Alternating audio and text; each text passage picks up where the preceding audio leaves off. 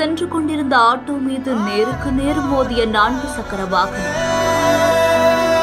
சிகிச்சைக்காக மருத்துவமனைக்கு போயிட்டு இருந்தவங்களுக்கு இப்படியா மரணம் வரணும்?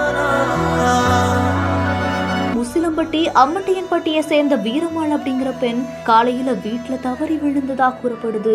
உடனடியா வீரமாள அவங்களுடைய உறவினர்கள் மருத்துவமனைக்கு கூட்டிட்டு போறதுக்காக உச்சப்பட்டியை சேர்ந்த பிரியாக்கண்ணன் அப்படிங்கிறவங்களுடைய அபி ஆட்டோவுல அழைச்சிட்டு வந்ததாகவும் கூறப்படுது. அபி ஆட்டோ மேல தேனியில இருந்து மதுரைக்கு போயிட்டு இருந்த ஒரு கார் ஒண்ணு நேருக்கு நேர் மோதி பயங்கர விபத்தாகிருக்கு. ஆட்டோவுல பயணம் செய்த எல்லாருமே தூக்கி வீசப்பட்டதாகவும் கூறப்படுது. அதுல ஆட்டோவுல சிகிச்சைக்காக வந்த வீரமாள் படுகாயமடைஞ்ச நிலைமையில சம்பவ இடத்திலேயே பரிதாபமா உயிரிழந்து போனதாகவும் சொல்லப்படுது. மேலும் இலக்கியா, ரமேஷ், அபிராமி, நிவேதா மற்றும் ஆட்டோ ஓட்டுநரான பிரியா கண்ணன் 5 பேருமே படுகாயமும் அடைஞ்சிருக்காங்களாம். உடனடியா அக்கம் பக்கத்தினர் அவர்களை மீட்டு மருத்துவமனைக்கு அனுப்பி வச்ச நிலைமையில தான் உசிலம்பட்டி அரசு மருத்துவமனையில தீவிர சிகிச்சையும் அளிக்கப்பட்டு வருது.